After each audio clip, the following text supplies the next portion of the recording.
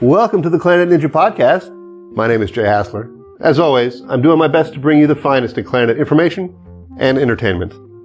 I'm starting here on my second of a series of conversations with Mr. Ron Odrich. Thanks for having me over. My pleasure. It's fortunate that Ron and I live in the same neighborhood, so it makes it easy. And as a total aside, I don't know whether it's the son that played clarinet or not, but I was at the pediatrician right next to your son's. The ophthalmologist. Yeah. Is that the one that was in the audience with you?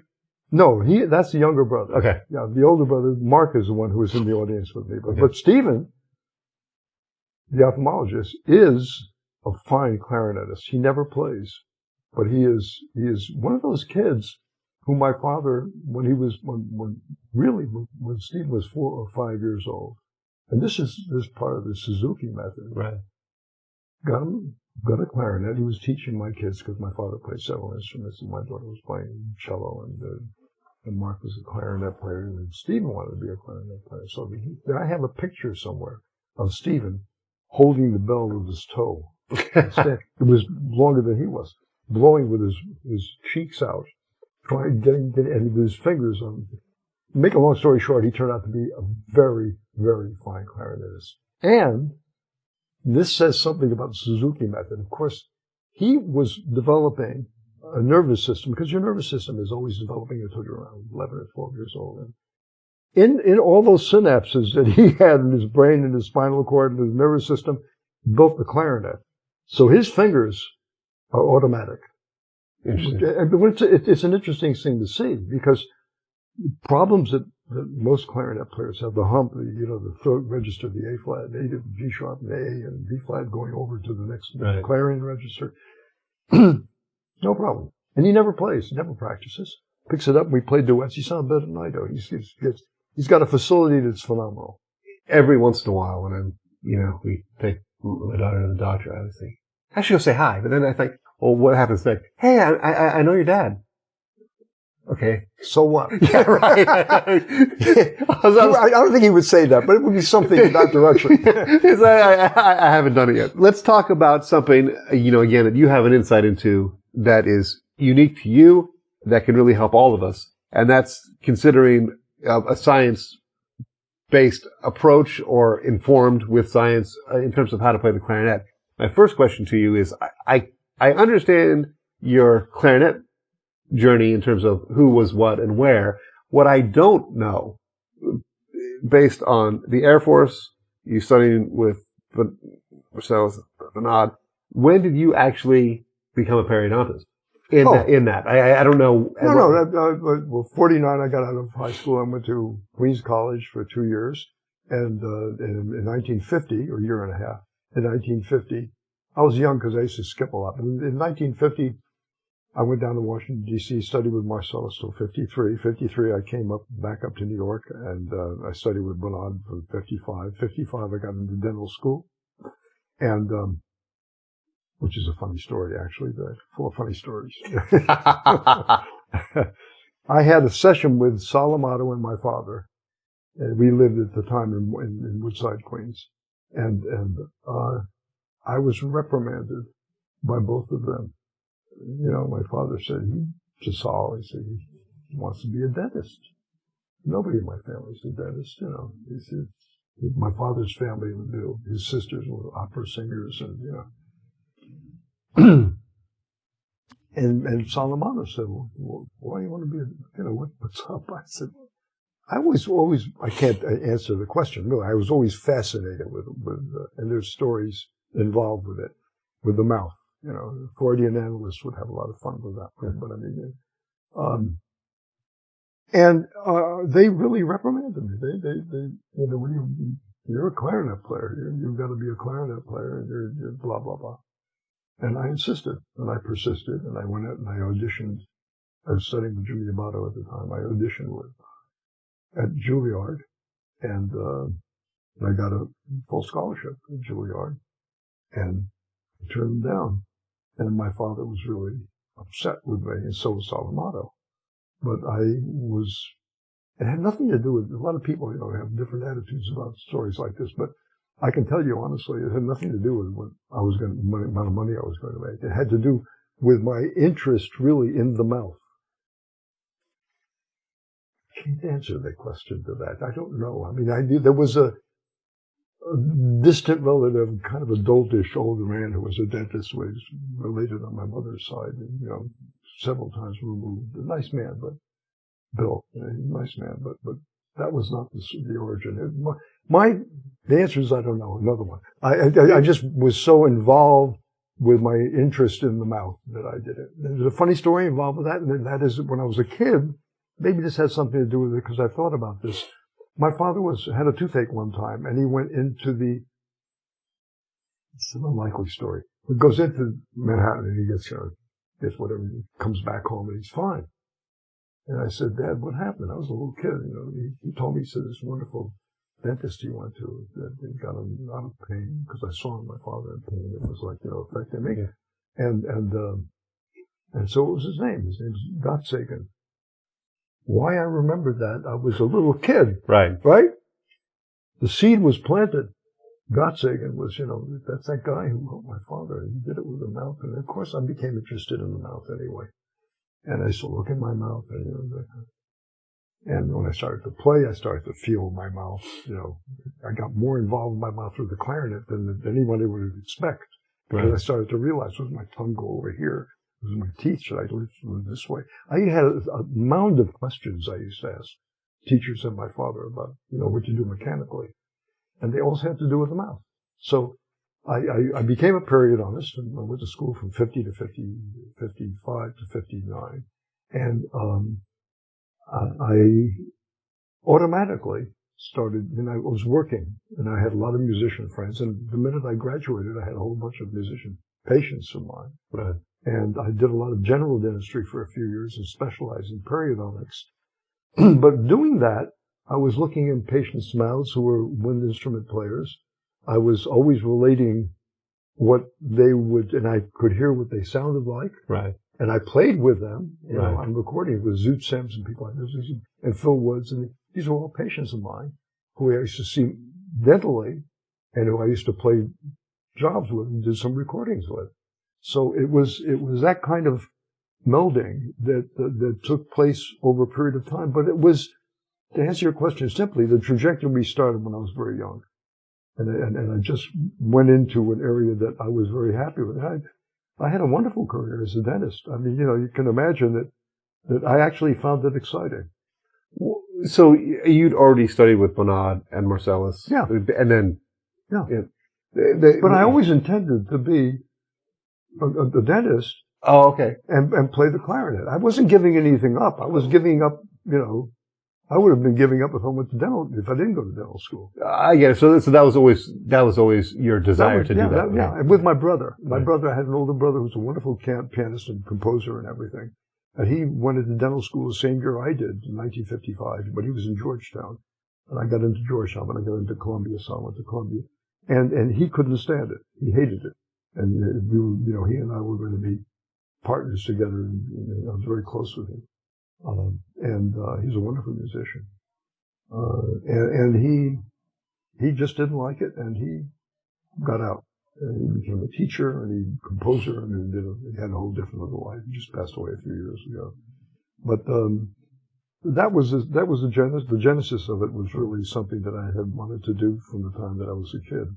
You know, hearing this from my perspective, you know, having always wanted to play the clarinet, it's amazing to have, you know, as you sort of said, have these situations that found you, and you'd been in an elite, you know, the Airmen of Note's a significant thing. Yeah. Like it doesn't compute with me that somebody would want to do something else. So it's funny to hear the story and put my value system on it. Like, that's nuts. Right? Yeah. But it's all along that was, you know. But you know what? My answer to them, going back to that time in the basement of the home and with Salamato and my father, I said, I can do both. Well, why can't I do both? And they said, no, you'll never be able to be I said, you know, at the time, look, I had just spent 3 years practicing 3 to 4 hours a day, playing with the Airmen of Note, going on different flights to different places and playing all over the place and recording and too many stories to tell you. I mean, but I had so many experiences doing both of them, being the Airmen of Note and studying the clarinet and then going to dental school. By the time I got to dental school, I was about as good a clarinet player as I could be. I mean, it was really, I had been studying with Marcelus, and I just continued with Bonade. But I was studying with Bonade while I was going to college. I came back to Queens. I had spent 6 or 8 months there and then got into dental school. But I was playing all the time. I mean, I was practicing all the time. My friends used to tell me after I was married and had kids and I was a dentist, and they would say, "What's with you? Every time we call you up, you're playing the clarinet." I was always with the family, but I always, I had a clarinet in my mouth most of the time, and I was playing 3 and 4 jobs a week as a young dentist. Well, every time I've ever called you on the phone, you're playing recordings, and doing recordings with, I did recordings with Phil Woods in the saxophone section. I did it with Clark Terry. I played on the road with Clark Terry.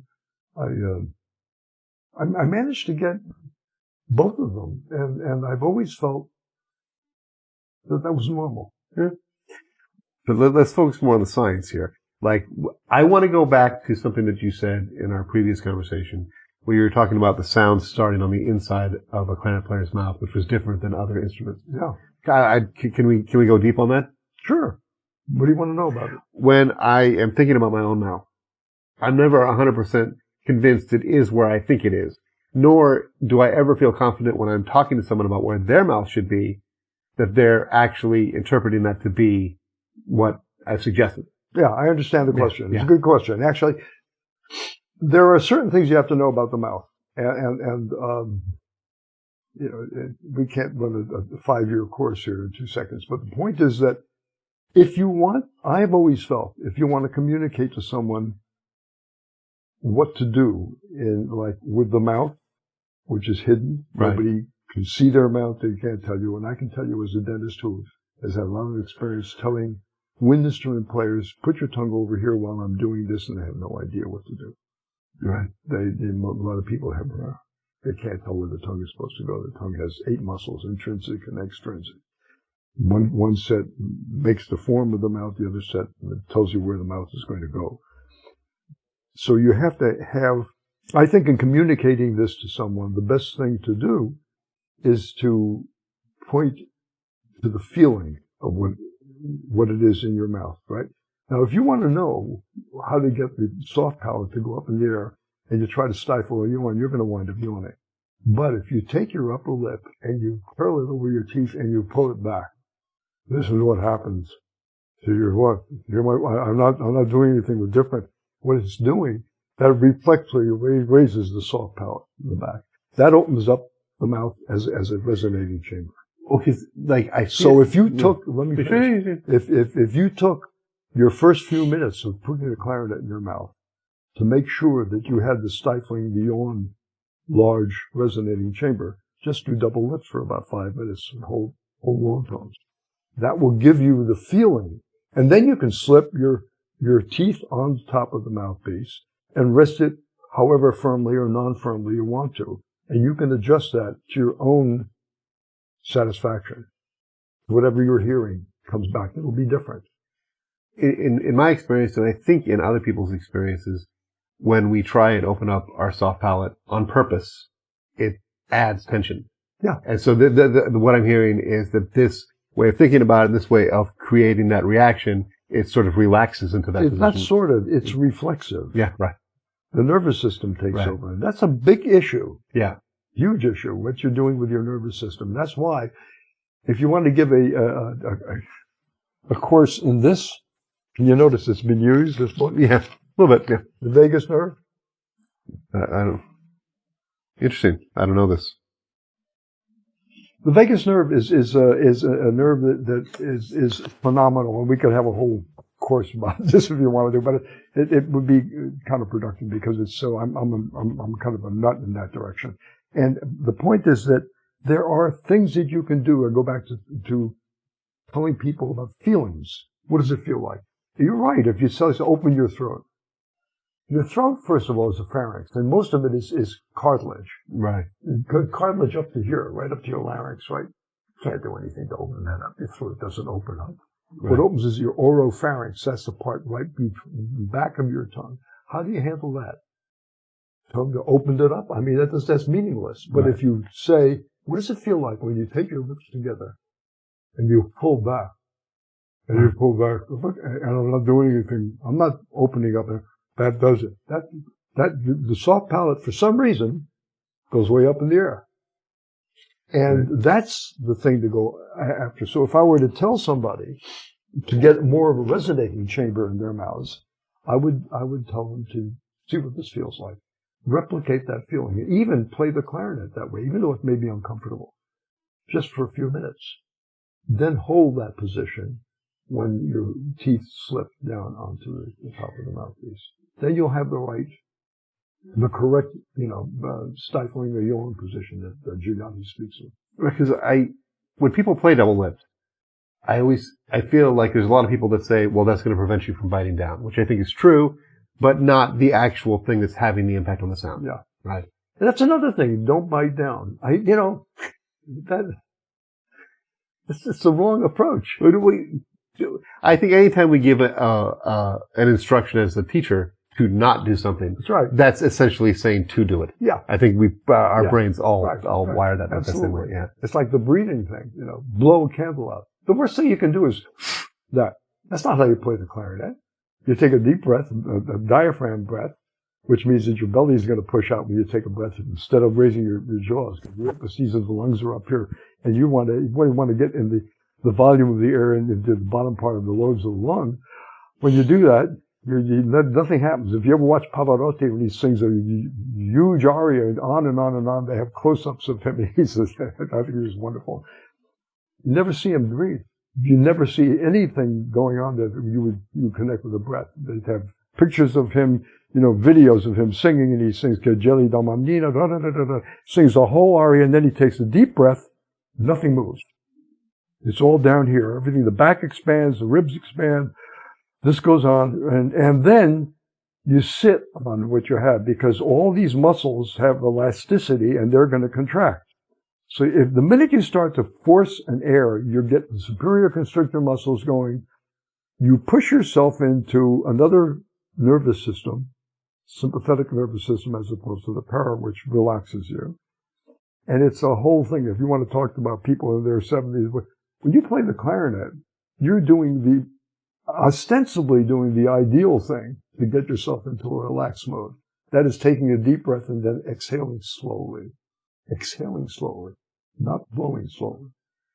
Because the minute you start blowing out the candle or blowing across, all these things with the gizmo and the toys. Someone just recently asked me to participate in a book that basically turned out to be using gizmos to get people to blow right. I think it's the worst verb you can use for an instrument. I've never liked it, and the thing that I agree with everything that you're saying. It's, to me, one of the obstacles, and I know this now as a middle school band director, is sometimes if you want a kid to blow harder, just to get enough air going to make a sound on the clarinet, you say things that aren't true to get a result so that the concert's okay. But if that kid happens to grow up to be a clarinet player, they've had a bunch of stuff said it's not right. You're done wrong. Well, yeah, but you know what? I know. I understand what you're saying. The holiday concert was beautiful. Yeah. and the child got to play, right? So, I feel like a lot of the things that we say now, that after generations and generations of teaching kids to play in an ensemble, as opposed to individually, oftentimes by someone who doesn't play the instrument, right? Because I tell trumpet players probably pretty stupid stuff sometimes, right? Because I haven't had that direct experience. You get the result. Yeah, I understand. I understand that. But actually, I think you can approach a child by having them exhale and having them just do an unvoiced ha, and then purse their lips. Not push any harder. Just purse their lips. Like that. And the plain open G, just do that. Exhale into the clarinet. And if it doesn't make a sound, get a softer reed. But instead of not biting, rest the mouthpiece against your upper teeth and draw your lower lip up and caress the reed. Don't include your teeth. That's a different instruction. Yeah. You ever watch Stan Getz play? Perfect example of what an embouchure could be. And you would say you're crazy because he puffs his lips out, his cheeks out, but he plays like this. He's got an upper lip that's curled down. And when he breathes, some people teach to breathe this way. Right. That's crazy because, and Bob Marcelus was big about this, you want everything as firmly solid as you possibly can. You're taking the only contact, solid contact you have with the instrument, with your mouth, with your teeth on the mouthpiece. Right. That's a solid contact, right? And you usually have a pad over that or whatever. Your teeth can rest on it. Right. Doesn't mean you have to rest solidly on it. But the worst thing you want to do is to use your head muscles, because you have to use your head muscles to take the upper jaw doesn't move by itself. Right. It's a large proprioceptive, where your part of your body is going to be, it winds up. Just for the people that are just audio only, right? We're talking about lifting your top teeth off the mouthpiece to take the breath in. Yeah, so make sure. Are people audio only? Some of them will be. Yeah. They're missing us? Some people like to listen to the car. Sad. but they have us on their way to work, which is beautiful. Okay. But the point is, yes, lifting the upper teeth up. It means you engage your capitis muscles, you all the muscles that make your head go up and down. You don't want to do that. You want to keep your, this is funny. You can cut this out if you want. If you lean over and look at the painting that I did of me playing the clarinet. Oh, yeah. You see that? Yeah. And it's exactly what I'm talking about. Holding the clarinet and keeping that contact. So nothing changes in terms of, everything changes when you lift your head off. Nothing changes when you hold that position and solid contact with the mouthpiece with your upper teeth, and you can drop your jaw or breathe through the sides of your mouth, right. But you never take your head off and then come back. And a lot of people teach that, and I see a lot of people play that way, which is just compounding the issue. It's making it more difficult because it introduces another variable. You don't need to go away from the instrument to hold that contact that you have. In the past few years, maybe 5 years or so, I've been really focused on allowing the weight of the bell to put the clarinet on my teeth, and that's how hard it goes on my teeth. And this. Yeah. I'm a huge proponent of this, only because it's another stabilizing issue. The clarinet, if you play double lip, you can't really play double lip well and stand up. It's really hard. Bob Marcelus, when he played double lip, would lean over and put the bell on his knee while he's standing and play. Bill Hudgens in Boston. Yeah. He has the clarinet between his legs, in his knees. His knees are holding the clarinet. Everything is solid. The last thing you want to do is to disengage from the instrument, which is what you do when you breathe, when you open. What Getz does is he's holding his teeth on the mouthpiece, and he drops his jaw. And then when he comes up, he doesn't come up with a flat lip. He comes up with the lip that comes up, and I'm miming this for the people who can't see it. The lower lip comes up and caresses the reed. Well, he's using more of the wet part of his lip, right? Well, yeah, well, it depends on the size of your lips. Okay, that's true. Even some people have play on their face, like I do, because I have very thin lips. You have thicker lips. Yeah, Eddie Daniels had thicker lips. A lot of people have thicker lips, and they can play with a lot of the lip looking like they're way out. Right. And they're not, because they have a whole half a mile more lip to put against the reed. And Joe Allard, who used to teach that, say you play on the pink, the rosy pink part of your lips. Very poetic and lovely, but but that's not enough sometimes, because the amount of cushion that you have determines the amount of reed that's going to vibrate. Right. And where you put that in the break of the facing of the mouthpiece and the reed is crucial, because that's where the control is. Right. So that when you think of not biting, think of it differently. Think of the fact that your lip is going to come up and caress the reed. Your teeth are just going to sit there. They're just structural. And when you go up in the upper register, you may have to exert some pressure with your teeth to get the upper register out and not be flat. But that's just an additional amount of pressure. It's not biting. Right. But when you do this, when you make an embouchure where you flatten the lower teeth, lower lips against the lower teeth, and then you put a reed on top of it, a hard reed. That's biting. I never had this thought before about a reed being in our mouth, right? Which is unique to, clarinet, oboe, saxophone, double reed instruments, bassoon, and single and double reed instruments. And the sound actually coming from our mouth. Sure. Like, that's a really, really interesting thing to me, because like I've always talked about, the air that's inside us is That's another subject. half of the air that's being used to play the clarinet. Sure. And while I can't prove that it's all vibrating, it is. Like, the air in our mouth is vibrating. The air in our lungs is vibrating a little bit, if not a lot, right? Mm-hmm. Obviously, I don't know that I have the wherewithal to prove it, but it makes sense to me. And think of it this way: the column of air, is determined by the size, the shape of it, of your lungs. If the air is to come out, it has to be in contiguity with the air that's in your lungs. So the chances are that the vibration is happening. And I maintain that there is a feeling that goes along with getting the most resonant sound in the clarinet. And this is something that I don't think is ever taught, or I've never heard. Maybe somebody's doing that, or I was aware of it. But I think if you latch in to what that feels like, exactly what it feels like when you're getting a very resonant sound, because there is a feedback that you get. And there's a way of doing it, and it really does work. And it's actually physically a very satisfying feeling, because it's within your body. See, in all of those, that kind of open, relaxed sensation of exhaling is totally different from taking an instrument and blowing into it. Because that's the last thing you want to do. Do you want to blow? Yeah, you should be free to be able to increase the pressure and really, if you want to do that, there's one of the Mahler pieces where everybody holds the clarinet up in the air. Yeah, that's appropriate, but that's not the appropriate way to play.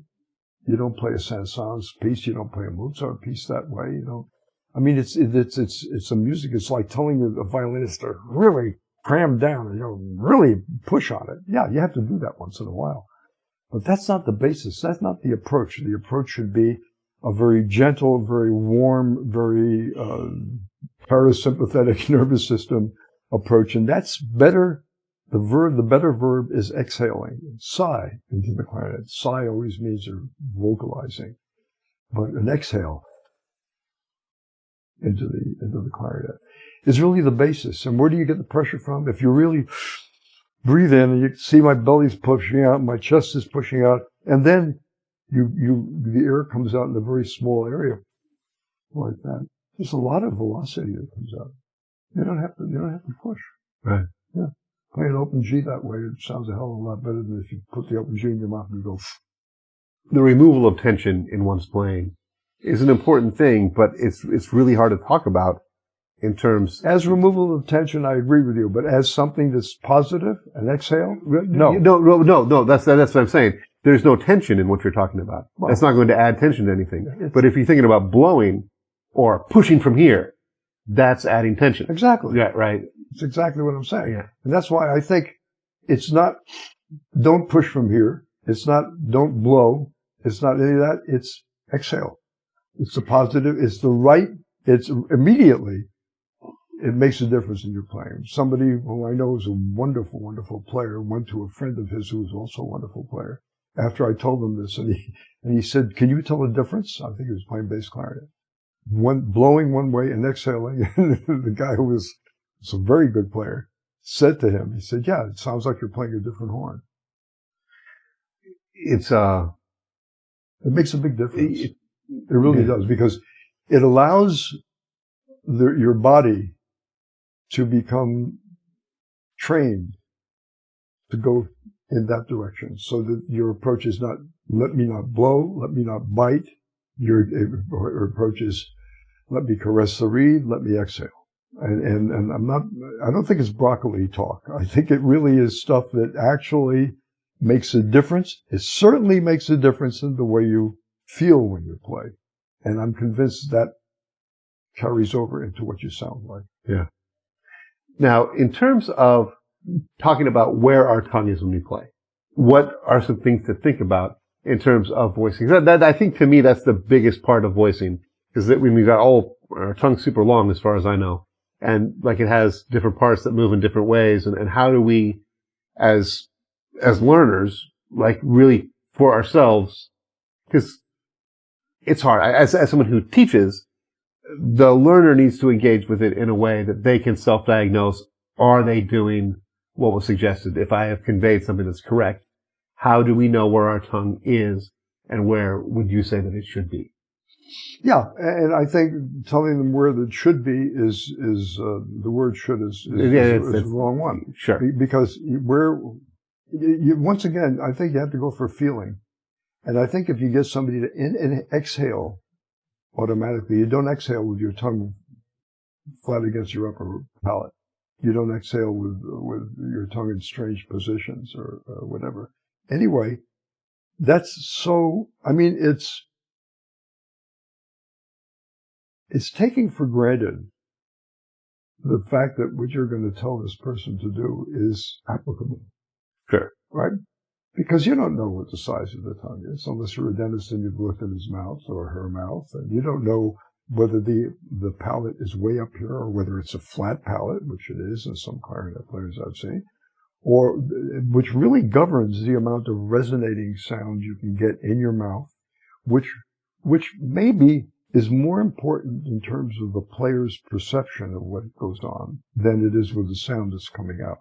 Because there is a very satisfying feeling in the mouth where the sound is resonating in the mouth, with the resonance vibrating in the mouth, and it's not just a result of forcing her into the instrument.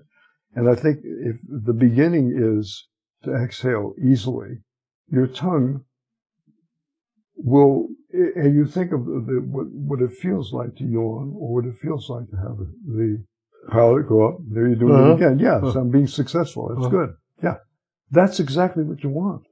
Right. Because is somebody going to yawn when they're playing? No, you're not going to yawn. You feel like you want to yawn, but it doesn't become an issue. The point is that if you really want to get somebody to feel what it feels like, having them exhale into the instrument, having them caress the reed with the lower lip, and having them determine where the tip of the tongue is supposed to go. Because I used to have this conversation with Ronnie Rubens, who really knew a lot about clarinet playing. He's a genius kind of a guy. Do you know Ron at all? Yeah, I have met him, and I played with him a little bit. I wouldn't say I know him at all. Yeah. A real gentleman. Sensational player. And got a beautiful sound on the instruments. And played, he used to deprecate, he used to say, I can just fool you. But he played really good stand against tenor. I know he really enjoyed that. But he really did it well. Yeah, like it. I heard him play it. And I used to say, you sound so good doing that. You know, it was with the Stan Kenton band. He was on the road. And here's this guy playing a beautiful clarinet player. I mean, he should have been sitting in an orchestra as a principal, as far as I'm concerned. He was a phenomenal, funny guy, and very funny guy, a stand-up comic, you know. But he had knowledge of the instrument. He's the first guy who told me about the fact that the clarinet really acts as a closed-in instrument, that the sound wave that goes out goes back and forth 4 times before it comes out of the bell. And therefore that the little block that they put at the neck of the bell makes a big difference in terms of the upper register of the clarinet. And this kind of esoteric physics that comes into play when you're teaching, it's all intertwined but my feeling is that's good knowledge, but it's all got to do with the feel of playing. Right. And so there's and Ronnie pointed out to me, there's some people where the tip of the mouthpiece rests, because, if you have a long overjet, you can put the clarinet like this. If you have a mouth like mine, which is strange, I have an overbite, but I have a chin that sticks out like Cyrano's nose. I often get the clarinet mouthpiece resting against my chin, not because I'm trying to hold it down, because I have an overjet. So the mouthpiece slips up. That itself would change exactly where the tip of my tongue would go to tongue. Right. Now, some people tongue better with the ventral side of their tongue, the underside. Okay. At the tip. I heard that and I said, I'm going to try that, Ronnie. That's because I have the combination. Right. And in my mouth now, that's the best place for me to tongue. Just under the tip. Everybody says just on top of the tip and the back, the dorsal part of the tongue. But if you go to the under part of the tongue, in your mouth, and the reed is here, and you have a tongue that goes like this or a tongue that goes like that because it's thick and it's wide or it's skinny and narrow, that's all determinative of how what part of the tongue is going to sit. So if you tell somebody to do the tip of the tongue and that tongue is normally like this, you've got to bunch the tongue to get the top part of the tongue to the reed. That's not good for that guy because that reader has to start thinking of putting it. Now, what if you do that and the palate is flat so you can't go up? Right. The tongue doesn't have the room to go up there. Right. That happens. It's flattened this way. Then you're probably better off touching the reed with the under part of the tongue at the very end. And it works. Well, what do you call the under part of the tongue? The ventral part. Dorsal and ventral. I'm going to work tonight. I'm gonna. You don't have to know that. The top or the bottom of your tongue. Under part of your tongue. I mean, the minute you start to do that, like people want to know about the risorius reed, the orbicularis and the dialis, the zygomaticus superior, the inferior. I mean, yeah, you could know the names of those. I'll show you on my music stand. I have the anatomy of the mouth with all the names of the muscles involved. Yeah, if you want to be a nerd, you want to know what those things are. But if you know what they do and you know which direction they pull you in. Well, for me, it helps. Tonight specifically, no, it's just going to entertain me. Because I play in a gig I've played thousands of times. And it will give me something fun to think about. Okay. So that's why I want to know. Well, you know what? You look at the internet. This is for anybody. Look at the internet. The information on the internet is extraordinary. I mean, if you go to the internet and you Google facial muscles, see I'm being successful. You're going to be asleep in about 2 seconds. That's not true. Anyway, but you can see the names of all the muscles. They have wonderful diagrams, medical diagrams. You can, if you want to have a lot of fun, you can really have a great time with the names and just trying to say them. For me, and not to plug my class, but I'm going to plug my class. The thing that I find to be true is that there's an incredible amount of information on the internet, but having somebody, and you're doing this for me with these muscles, to guide you to the stuff that actually moves the needle and the stuff that's going to make this information useful. Yeah. Because I feel like I see a lot of people who come in playing the clarinet and they've gathered information from a lot of places and it's great information potentially, but it doesn't get applied right or at the right time or in the right way. And so I feel like, I get nervous sometimes with the internet that I'm going to look something up and get myself steered in a weird direction. Well, I actually feel, honestly, from my experience, I feel that I think every wind instrument player should know at least what I know about the names of nerves, the names of the muscles. For God's sake, it's what you do for a living. It's what you do forget about living in terms of earning money. It's what you do that you do because you really enjoy or because it's an action that really gives you a great deal of pleasure or other people. But there's nothing wrong with knowing more and more and more. There's nothing. I think knowing the names of things, knowing the directions of those muscles. For example, I'm going to really anger a friend of mine. Very famous, I won't use the name, very famous teacher. We used to tell his students that you have to use the zygomaticus, the superior zygomaticus. That's the nerve, the muscle that goes from the zygoma, which is this muscle here, this bone here, to the corner of the lip. Now, if you're going to go like this, your mouth's going to do this. You have to. It raises the corners of the lip, right? And he taught his students zygomaticus superiority. I think it is superior major and inferior major. I think it's superior zygomaticus major. That's gonna, if you want the corners of your lips, these corners of your lips are called the medialis. If you want the corners of your lip to do this, I mean, I'm not making a face with my eyes.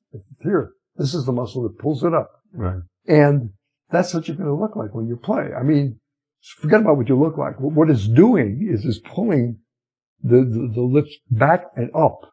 That's not what you want to do when you play the clarinet. Zygomaticus shouldn't have anything to do with it at all, if anything at all. The risorius, the smiling one, the orbicularis, the depressor, the labii, the mentalis muscles, these are all muscles that there's no reason why you shouldn't know them. You should know what they do.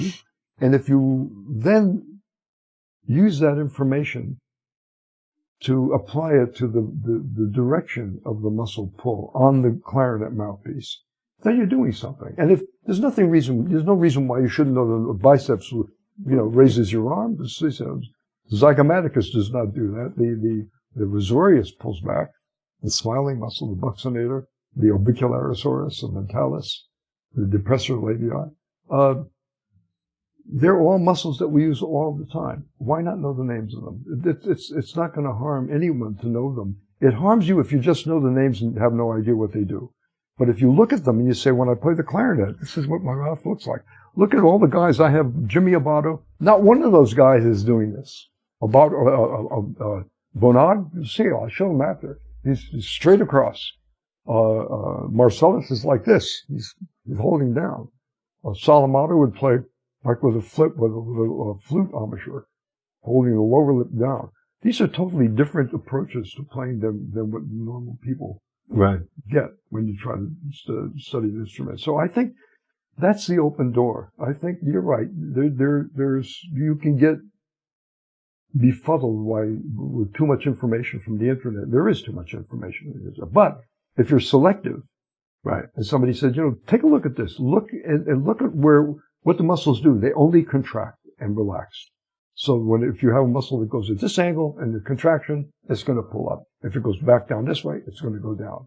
And it's not neuroscience or space science. This stuff is very simple because muscles just pull in one direction or would go in one direction. So once you understand the names of them and how they function, it's helpful. Okay, so this just gets me on fire about a question that I asked you last time we talked, and I just want to talk about it again. Like I can talk about this all the time. So the muscles, contracting, relaxing, they're all attached at two ends, but our tongue isn't attached. No, the tongue is attached, but it's the hypoglossus. They're attached to different structures. Sometimes they're attached only to other muscles, where they relate with other muscles. But the origin and insertion, they're called, the origin and insertion of the muscle has got to do with they have origins and insertions. But the medialis, which is just a combination of, it's called decussation of the muscle fibers that overlap each other, become an insertion of muscles that are attached to the bone. Well, but I'm talking about like the end of our tongue isn't attached to anything. No, the tongue is made up of 8 muscles. I know. And they all ultimately are attached to each other, which then go back to the hypoglossus, which are the cartilage, right, which is mobile cartilage, but it has an origin and an insertion. Right. So the tips, you're right, they're free to move, but they're free to contract and to relax, because you have longitudinal muscles which push forward and pull back.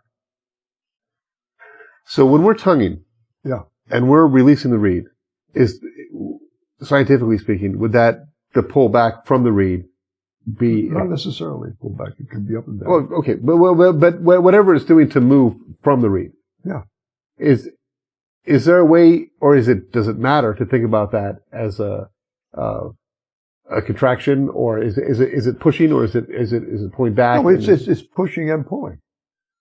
Okay, you push the longitudinal muscles that contract in an anterior way are what pull you forward. The ones that contract, because they're different layers. Okay, will pull you back. So the forward and back motion, and also side to side motion. And then those are the exterior muscles. The interior muscle, intrinsic muscles, are the ones that form the size. Right. Whether it's flat or pointed, right, or crunched. It's a very interesting organ, and it's a big part. It's a massive muscle if you look at the anatomic descriptions of them, right, the diagrams.